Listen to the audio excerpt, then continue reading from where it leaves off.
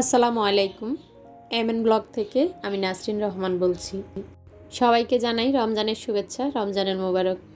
গতকাল রাত্রে খুব জ্বর হয়েছিল। কোন এলাকায় জ্বর হয়েছে জানাতে পারেন। তবে আমাদের এদিকে প্রচুর জ্বর হয়েছে এবং সেটা বেশি হয়েছে প্রায় রাত্র 1:30টার দিকে। তো আমরা কালকে আসলে তাড়াতাড়ি শুয়ে গিয়েছিলাম। হঠাৎ করে পাখির শব্দ, কবুতরের ডাক, তারপর দেখা যায় দরজা খোলা ছিল, দরজার শব্দ, সব কিছুতে আসলে জেগে উঠলাম। তো দেখতেই পাচ্ছেন অনেক টব উপর থেকে পড়ে গিয়েছে। আর এই যে এই পাশে যে পাখির খাঁচাটা কালকে দিয়েছিলাম, সেই পাখি খুব ভয় পেয়েছে, যেহেতু এটা বাচ্চা পাখিটা। তো ও খুব কিচিরমিচির করছিল, পাশাপাশি ও ভিজে গিয়েছিল। তো উঠে আমি ওকে বাসার ভিতর নিয়ে গিয়েছি, মানে রুমের ভিতরে। আবার এই যে উপরের যে খাঁচাটা সেটা একদম কাত হয়ে গিয়েছিল। তো আল্লাহ পাকের কাছে শুকরিয়া যে খাঁচাগুলো পড়ে যায়নি।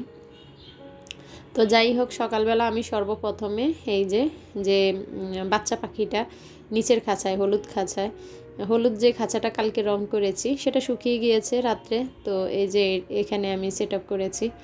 তা আসলে খুব ভয়ে ছিলাম যে এখানে খাঁচাটা ডুববে কিনা। এখন দেখলাম মাশাল্লাহ দরজার পিছনেই সুন্দর করে খাঁচাগুলা হয়ে গিয়েছে। এখানে 3 জোড়া পাখি পালা যাবে। তারপরে নিচে আরেকটা খাঁচা রাখা যাবে, আমি আপনাদেরকে দেখাচ্ছি। আমি ছোট্ট একটা খাঁচা নিচে অলরেডি রেখে দিয়েছি।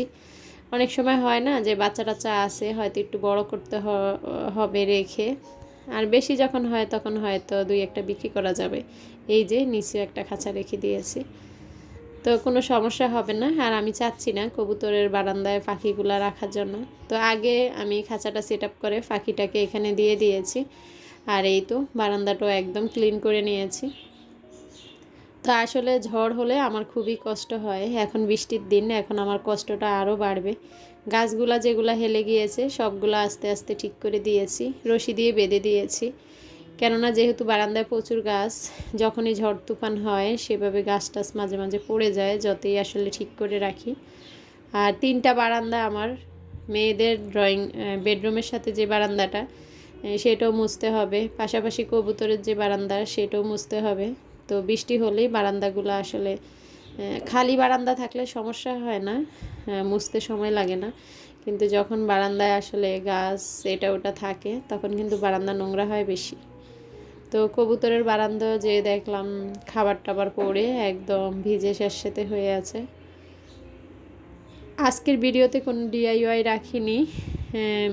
আমি এই কাজগুলো করেছি, অনেক কাজ করেছি। আসলে রোজা থেকে অনেক কাজ করতে হয় প্রতিদিনে। আসলে যখন আমি ইফতার করি তখন আর শরীরে শক্তি থাকে না। আসলাম মেয়েদের বারান্দায়, মানে মেয়েদের বেডরুমের সাথে যে বারান্দাটা। তো এখানে এসে দেখলাম এই গাছটা প্রায় হেলেই গিয়েছে। তো আল্লাহ পাকের কাছে লাখো শুকরিয়া। আমার এই গাছটা আমি আপনাদেরকে দেখিয়েছিলাম, একদম পুরো মরেই গিয়েছে। তো যে শিকড়টা, মানে নিচে যে এটার মূলটা রয়ে গেছে সেটা আমি উঠাইনি। তো অনেক শখ করে এই গাছটা কিনেছিলাম। এই গাছটা আমার খুবই পছন্দ, বিশেষ করে পাতা যে শেডটা সেটা। তো মাশাল্লাহ সেই গাছটা থেকে আস্তে আস্তে আবার পাতা বের হতে হতে আজকে আবার টবটা পরিপূর্ণ হচ্ছে। তো আরও টবটা ভরে যাবে, কেননা এখানে প্রায় 4-5টা গাছ গজিয়েছে। তো এখানে আমি খুব সিম্পলভাবে চিকা বানিয়েছি। চিকাটা হয়েছে 4টা রশিকে একসাথে করে নিচে একটা গিট দিয়ে নিয়েছি, নিয়ে এই যে টবটা আমি ঝুলিয়ে দিয়েছি। আমার এক আপু আমার ভিডিও দেখতে এসে বলেছে আমি নাকি বেশি রান্নাবান্নাই শেয়ার করি, ঘরের কাজকর্ম খুব একটা শেয়ার করি না। তো আসলে সব কিছু শেয়ার করার চেষ্টা করি, সব সময় হয়ে ওঠে না। তবে ইনশাআল্লাহ চেষ্টা করব আপনাদের পছন্দ মতো ভিডিও দেওয়ার জন্য। তো আপু তোমাকেই বলছি, আসলে রান্না না দেখাই কিভাবে, পেটের জন্যেই সব কিছু। পেট যদি না থাকতো পৃথিবীতে কেউই এত কিছু করতো না। তাই রান্নাটা আসলে প্রাধান্য। তাই চেষ্টা করি নিজে যেভাবে রান্না করি সেই রান্নাগুলো আপনাদের সঙ্গে শেয়ার করার। আশা করি কেউ কেউ হয়তো উপকার আসে, আর অনেকের কাছে হয়তো সেটা বিরক্তির কারণ মনে হয়। এই যে 3টা বারান্দা পরিষ্কার করার পর আপনাদের ভাইয়া আবার আসার সময় মাছ নিয়ে এসেছে। তো এখানে টাকিনি মাছ, পাবদা মাছ, গুড়া মাছ, তারপর হয়েছে 2টা মুরগি এনেছে, কিছু তরকারি এনেছে। যদিও এগুলোর কিছুই আমার প্রয়োজন ছিল না, ফ্রিজে প্রচুর কাঁচামরিচ, ধনিয়া পাতা, তরকারি, টমেটো, মাছ সব কিছুই আছে। তারপর আপনাদের ভাইয়া বলল মাছগুলো খুব তাজা, দেখে ভালো লাগলো, রান্না করলে হয়তো ভালো লাগবে, তাই নিয়ে এসেছি। তো এই ভালো লাগার মাঝেই আসলে আমার কষ্টটা বেশি হয়, তো কিছু করার নেই। তো ভাবছি আসলে আজকে অনেক কাজকর্ম হয়েছে, বসে বসে ইফতার বানাবো না, তো ইফতার না বানিয়ে এই যে এখানে একটা মুরগি পুরা কেটে নিয়েছি, এটাকে চিকেন ফ্রাই করে নেব, আর পাশাপাশি একটু পোলাও রান্না করে নেব, আর একটু চাইনিজ যে সবজিটা সেটা করে নেব। যেহেতু আমি তেমনই আসলে মানে রোজার ইফতারের পরে তেমন একটা আমার খাওয়া হয় না, অল্পই খাই। তো প্রথম খেজুর শরবত খেয়ে, একটু ফল ফ্রুটস খেয়ে তারপর খেয়ে নিব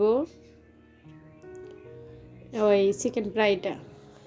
তো বিশেষ করে যেহেতু আমার 3জনই বাচ্চা, আর বাচ্চারা কিন্তু আসলে রোজা রাখছে না না রাখছে, ওরা কিন্তু চিকেন ফ্রাই এগুলা পেলেই খুব পছন্দ করে।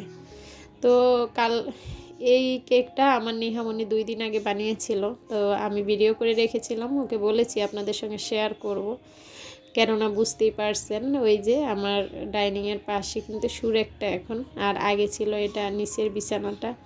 তো যেদিন আমি এই বিছানাটা সরিয়েছি ওই দিনে সে এই কেকটা বানিয়েছিল, তো ভাবলাম এই কেকটা আপনাদের সঙ্গে শেয়ার করা হয়নি, তো আপনাদের সঙ্গে শেয়ার করি। আমি নিয়াজকে যখন স্কুল থেকে আনতে গিয়েছি তখন আমার নেহামণি এই কেকটা গুলে চুলার উপরে দিয়ে দিয়েছে, আমি এসে দেখি চুলার উপর কিছু একটা বসানো, পরে ও বলল যে একটা কেক বানিয়েছে। তো জিনিসটা দেখে আমার খুবই ভালো লাগছে।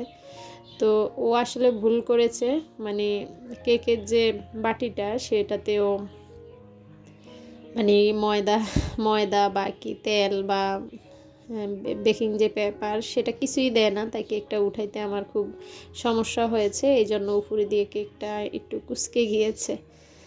তো এই যে দেখেন, আগের ভিডিও পরে এসেছে, আমি যখন ঢেলেছি তখন তো কেকটা দেখেছেন, আর এই যে চুলাতে এসে আমি যখন দেখলাম যে কেকটা পুরা হয়ে আছে তখন আমি নিজেই চেক করেছিলাম। তো ভালো লাগে আসলে যখন মেয়ে মাকে ফলো করে, মাকে খুশি করার জন্য কিছু একটা করে ফেলে। তা আমি ওকে বললাম কেকের উপর এটা কি দিয়েছো এমন কেন, ও বলেছে কফি পাউডার দিয়েছে। তো এটাই আসলে যেমনই হোক, মেয়েরা যখন মার কাছে থাকে, মেয়েরা যদি কিছু করতে চায়, আমার যে আপুরা আমার ভিডিও দেখছেন বাধা দিবেন না, যাই হোক আসলে করতে থাকুক, করতে করতেই আসলে ভালো হয়ে যাবে। তো ওর কেকটা আমি এখন কেটে নিয়াজ নিসাকে দিচ্ছি, ওরা খাবে। সেই সাথে আমার ভিডিও শেষ হয়ে যাচ্ছে। আজকের ভিডিওতে আমি ডিআইওয়াই রাখিনি, ইনশাল্লাহ কালকে সুন্দর একটি ডিআইওয়াই আসবে। আশা করি ধৈর্য ধরে সবাই আমার ভিডিও দেখেছেন, আর কে শেষ পর্যন্ত দেখেছেন অবশ্যই আমাকে জানাবেন। রোজা থেকে অনেক বক করেছি, তার জন্য সরি। আবারও বিদায় নিচ্ছি। আল্লাহ হাফেজ, আসসালামু আলাইকুম।